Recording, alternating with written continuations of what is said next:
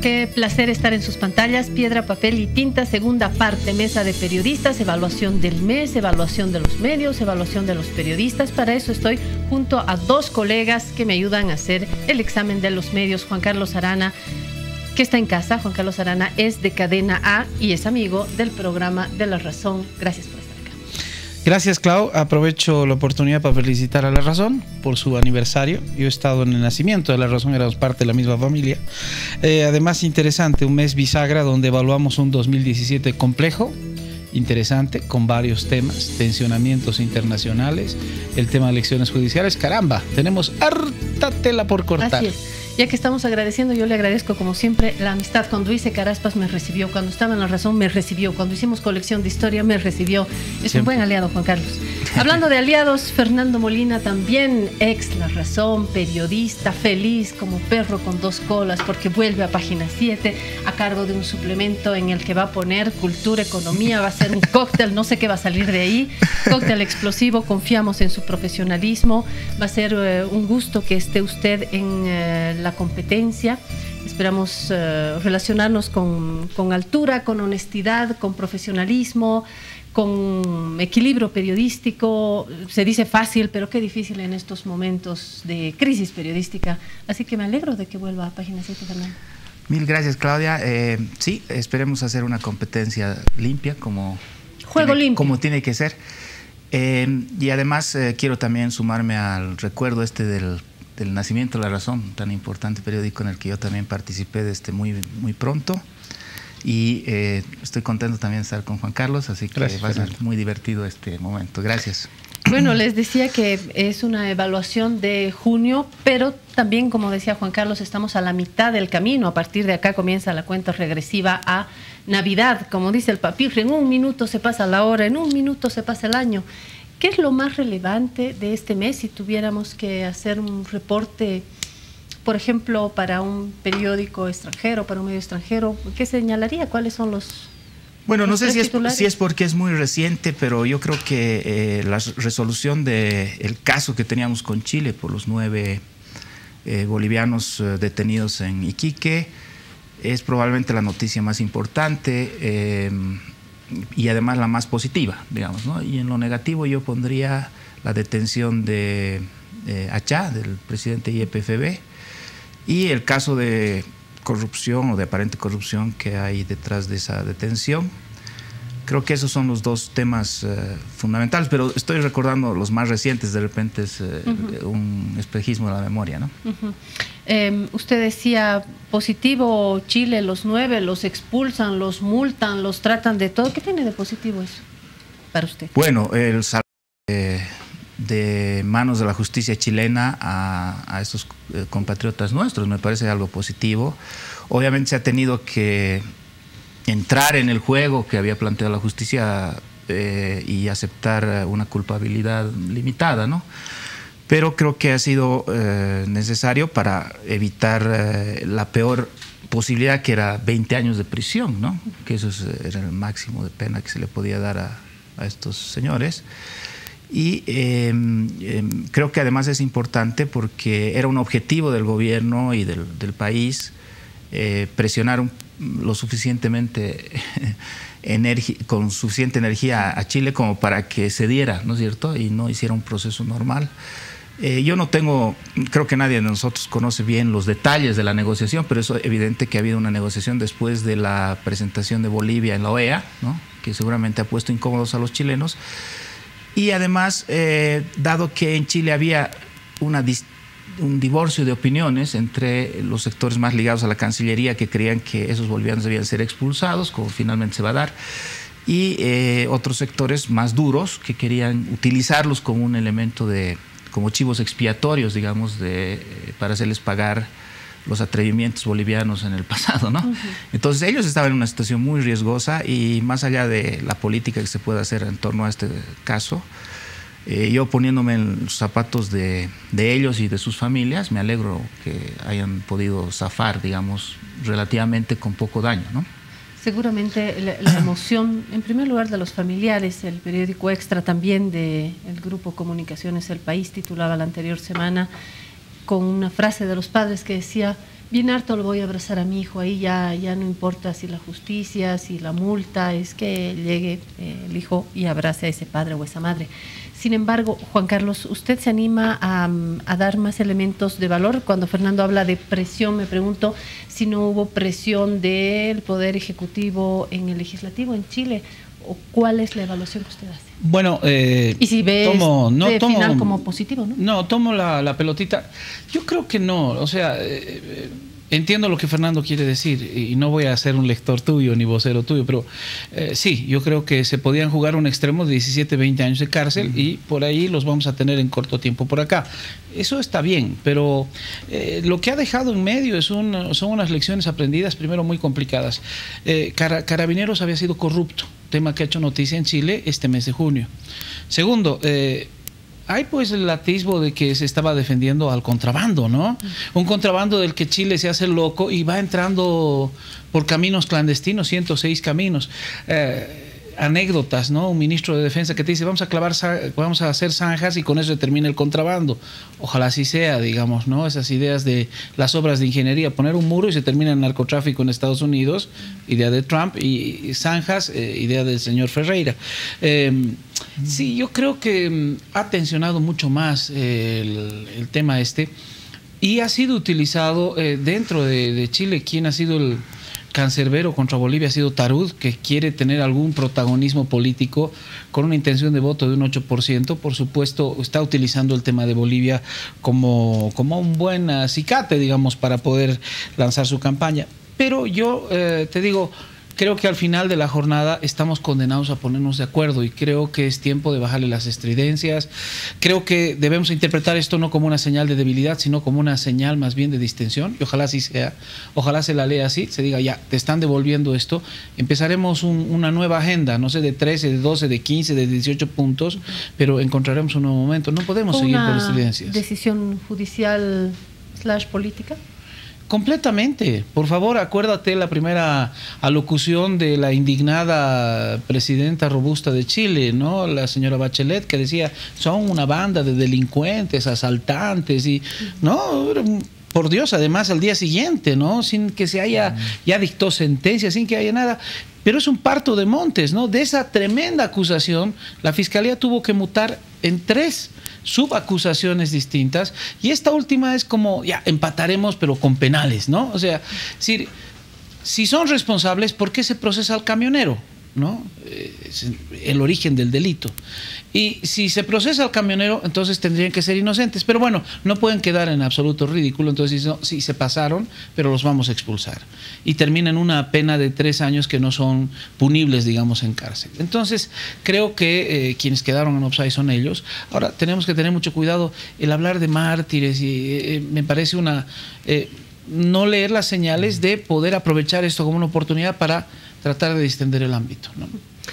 Para cerrar con Chile, ¿cuáles serán los siguientes escenarios donde, además de esperar pacientemente resultados de la Haya, se pueda avanzar un poquito más en ganar puntos en la comunidad, comillas, internacional? Bueno, yo he escuchado que Bolivia está pensando en un nuevo juicio, ¿no? En este caso, para exigir a Chile que se cumpla el Tratado de 1904, ¿no? No sé si eso se va a verificar, pero yo creo que nos muestra que el escenario futuro es complicado, ¿no? Que no hay...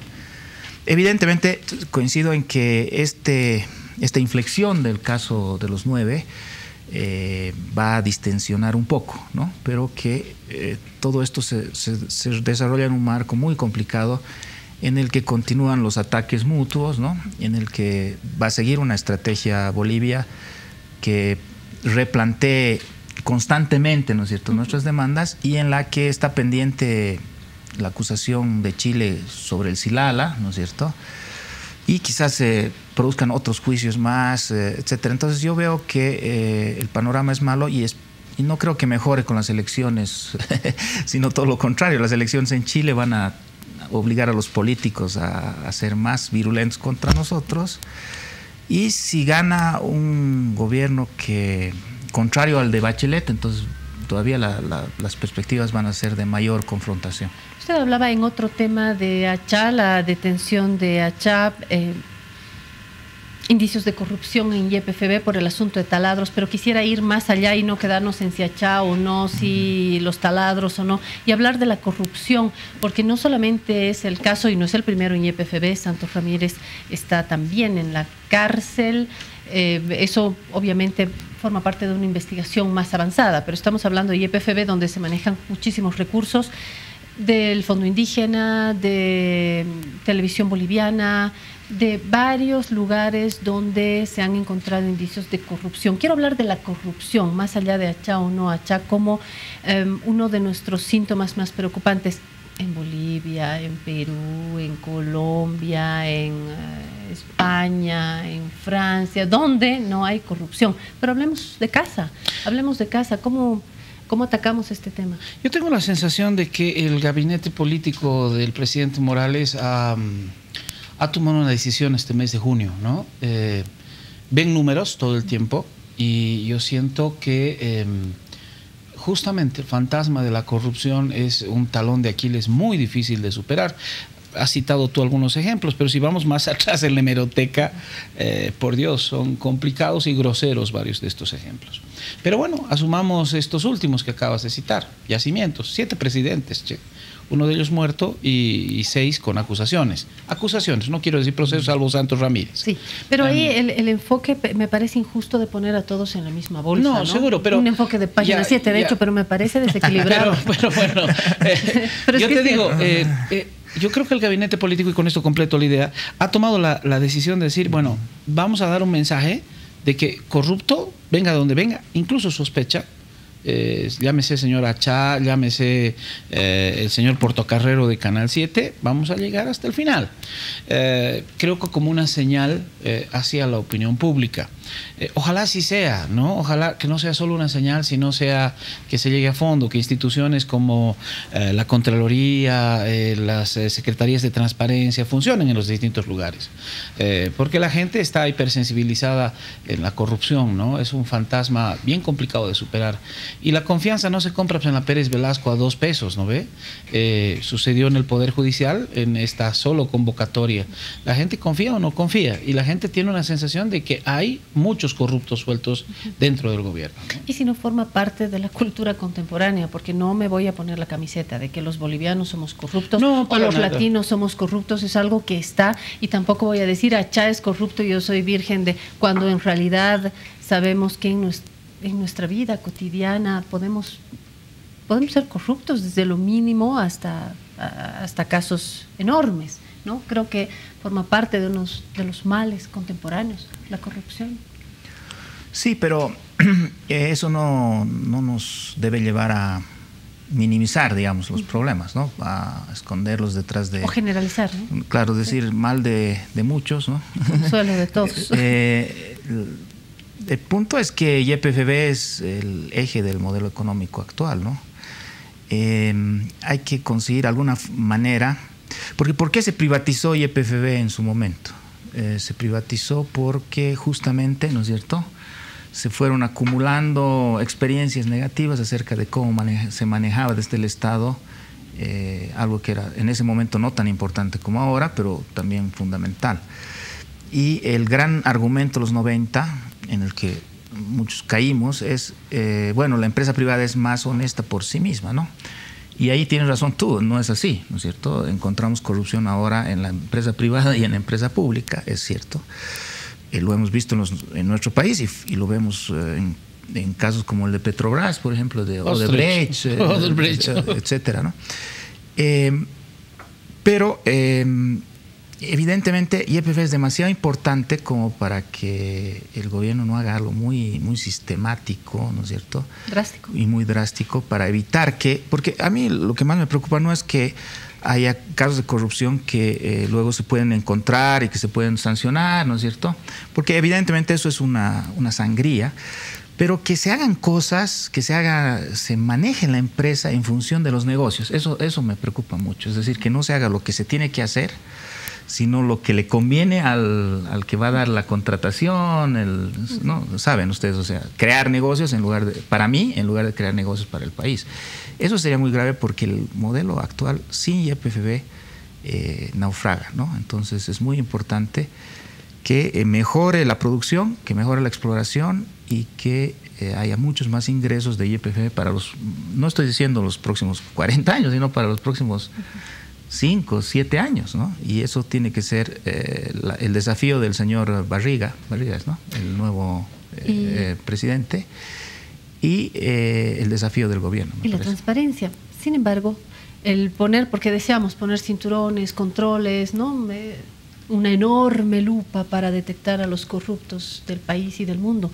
Sin embargo, les pregunto si se animarían a asumir con facilidad un puesto en la administración pública, porque saben que hay leyes durísimas y que de pronto les puede caer una sin tener una culpabilidad. Es decir, todo el dispositivo también de control puede ser un dispositivo de acusaciones, de rendición de cuentas o personales o políticas. He visto con tristeza reaccionar, por ejemplo, a la exministra Paco, no acusando, pero diciendo que la actual ministra Gisela López no ha dicho toda la verdad, que eran instructivos, que por qué no ha hablado de lo anterior, ¿no? Cuando forman parte de una misma propuesta política. Entonces, la persecución también da miedo. Yo, en lo personal, pensaría muchísimo antes de asumir un puesto así público, ¿no? Tú y todos, yo creo, ¿no? Todos, ahorita, si te ofrecen alguna cosa, ¿por qué tienes, más allá del exitismo con el que alguna diputada en la primera parte hablaba de que hay muchos currículums que se presentan? Bueno, el 86% son de funcionarios, ¿no? Es decir, el asesor jurídico que vaya corriendo a presentar, ¿me entiendes? O sea, la gente de la sociedad civil no ha puesto sus currículums a merced de todo esto, y si eso pasa en la justicia, imagínate cómo es en los demás. Ahora, ¿quién está entrando y por qué está entrando? Más allá del mérito de la gente que tenga verdadera vocación o convencimiento político, que creo que los hay. Lo siento, por ejemplo, en Entel, el señor Coca está convencido de lo que está haciendo bien las cosas y ha hecho crecer en un 60% esa empresa. Yo siento que hay de los otros, ¿no? De esos que dicen, me meteré, total, 3 meses me voy de este país y estoy feliz, ¿me entiendes? Y ahí yo veo que hay gente que a pesar de él le meten nomás. Ahora, ¿cómo controlas todo eso? Es bien difícil, ¿no? En una época de bonanza, en un país donde eternamente ha sido pobre y donde tenías, imagínate un presupuesto, lo que se está hablando de Canal 7, 287 millones de bolivianos. O sea, yo hago televisión hace algún tiempo y con 287 millones de bolivianos, ¿sabes la cantidad de equipos y canal de televisión que pones en un país como Bolivia? Es pues una grosería, ¿verdad? Entonces, creo que ahí es bien difícil el tratar de controlar cuando tienes una lata tan grande, ¿no? Y hay que decir, o tenías una gata, sí, porque ya está disminuyendo. Y hay que decir cabalmente a nuestro público televidente, lector, radioescucha, en fin, de qué tamaño es la lata, que se imaginen una lata con cuántas latas adentro para que pueda dimensionar y darle una información completa. Quiero pasar a lo que hacemos los medios de comunicación. Ese es uno de los objetivos de este espacio también. ¿Estamos a la altura de los temas? ¿Cómo vamos en el tratamiento periodístico? Bueno, yo creo que hay una polarización en los medios, ¿no? Yo estoy justamente en una campaña personal en contra de eso, ¿no? No me parece bueno para la profesión, pero, por ejemplo, el comentario que has hecho hace un ratito, ¿no? Acerca de Página 7, muestra esa polarización, es decir, hay un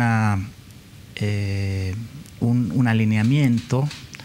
Para algunos, los otros son oficialistas y para esos son políticos, buscapleitos, etcétera. Entonces, creo que los medios como tales ya no existen en Bolivia, se ha fragmentado mucho Pero lo que hay que hacer más bien sí, es lo que he hecho, me defiendo como gato patas arriba, Fernando, porque una cosa es decir, Página 7 es un medio opositor que está financiado sin saber. No, vamos al titular, decir, el enfoque de Página 7 en esta noticia no me parece equilibrado, porque no creo que sea justo meter en la misma bolsa y de la manera como lo han hecho a todas las cabezas de YPFB. Más bien hay que ir a eso y no a decir, este medio que responde. No. Tu titular por esto, Juan Carlos. Creo que tu cobertura no ha sido, pero por estos argumentos.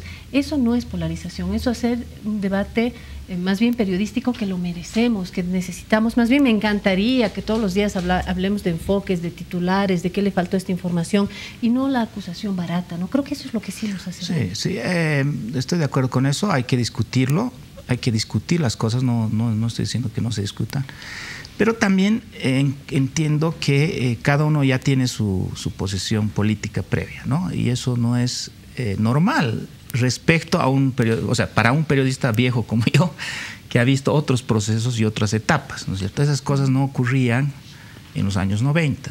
Se podía hablar de medios de comunicación, éramos como una especie de, bueno, ustedes también han trabajado, son más jóvenes, pero han trabajado también en esa época, éramos más el gremio periodístico, ¿no? Y nos defendíamos más entre nosotros, etcétera. Ahora está muy dividido y muy parcelado. Más politizado. Muy politizado. Y yo no sé en qué medida entonces se puede hacer una evaluación acerca de los medios en general, sin tomar en cuenta, digamos, en qué lado de la bandera estás tú, ¿no? de la franja. Pero yo voy a intentar diciendo dos cositas porque ya hablo mucho. En general lo que nos falta es investigación propia, ¿no? Yo creo que seguimos el ritmo de los políticos que tienen, por ejemplo, en el caso de YPFB, teníamos una fuente que es el senador Óscar Ortiz, tenemos una fuente que es Navarro, el encargado de transparencia, y tenemos las autoridades, ¿no? Entonces las seguimos, pero cada uno de ellos tiene pues su propio interés, su propia agenda, etcétera. Entonces nos resulta muy difícil desprendernos de eso y hacer, por ejemplo, una investigación propia. Irnos a Italia, ¿no? Como harían otros medios de otros países, a hablar con Drilmec, no sé, por ocurrirme algo, ¿no? Y eso se debe a la precariedad en que tenemos económica y de recursos humanos, etcétera, etcétera, del periodismo. Entonces yo creo que esa es la falencia en el caso de, por ejemplo, de la corrupción. Igualmente en el caso de Chile, yo sé que los chilenos nos han impedido llegar a Iquique, ¿no es cierto? Algunos colegas han querido ir y no han podido, pero creo que deberíamos haber hecho más esfuerzos para tener nuestra propia versión de lo que está pasando en Chile con la gente, etcétera, etcétera. Se han hecho algunas cosas, pero podría ser mejor en general, estoy diciendo, ¿no? Y eso me temo es producto de ciertas deficiencias estructurales del periodismo boliviano que no las vamos a resolver de un plumazo, ¿no? No, pero sí podemos poner, y quiero introducir otro eje, sí, y es la acusación a la televisión de ser superficial, la televisión basura, yo solo veo cable, no pongo televisión. De hecho, hace poco comenzó una campaña del autor de La Bomba, además, ¿no? Bomba, es decir, no es lo más elaborado ni lo más profundo musicalmente, pero por supuesto que tiene derecho a hacer una campaña contra la televisión basura. La televisión se merece, Juan Carlos, que trabajó y tiene N horas de vuelo en la pantalla, siempre en información, de que la televisión, pero la televisión, ya no veo televisión, la televisión es terrible, el sensacionalismo, es decir, es la Cenicienta, ¿lo merecemos? Mira, ¿quiénes acusan de eso, no? O sea, ¿quiénes tiran la piedra? Yo creo que los medios no son producto de una construcción de un señor genio que hizo y dijo, vamos a hacer televisión así, sino es de lo que consume hoy día la sociedad. Y creo que ahí hay una... yo te doy lo que tú quieras consumir, ¿no? Yo quisiera comer solo ensalada, pero prefiero comer, digamos, hamburguesas. Bueno, la hamburguesa te va a aumentar el colesterol, pero no importa, digamos, ¿no? Es bien rica. Es bien rica y me gusta, listo. Entonces, sí, yo creo que en este momento los medios, por interés, porque no les interesa hacerse problema, la gente que hablamos un poquito más somos incómodos, o sea, y hay que ser honestos, o sea, no pues, no analicen, no es interesante que analicen, no es interesante que vayan más allá. Entonces hemos llegado a una televisión que te habla de muchas cosas, te da la sensación de informarte y al final lo que es una especie de índice de un libro que no terminas de leer.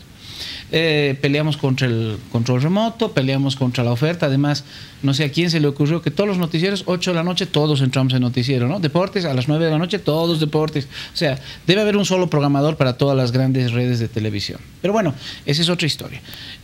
No hay líderes de opinión, te digo, como los teníamos en su momento, el Lorenzo Carri, el Johnny Nogales, Carlos Mesa, ¿no? Para mencionar gente como el padre Eduardo Pérez en su momento, ¿no? Que hacían análisis, opinión y demás. Hoy día, particularmente, a mí me toca que un ex profesor de redacción mío, que maneja hoy día una entidad de los periodistas, me haga una apelación y me diga, no tienes que dar tanta opinión el rato que tú estás dando información, pero colocas pues, ¿no? Tu página editorial. Este es nuestro punto de vista. Dice que no es bueno. Entonces, estamos tendiendo a un periodismo que sea netamente informador y no analizador, ¿no? Los programas de opinión se han perdido. Este es un oasis en medio de todo el desierto porque a nadie le interesa, digamos, ¿no?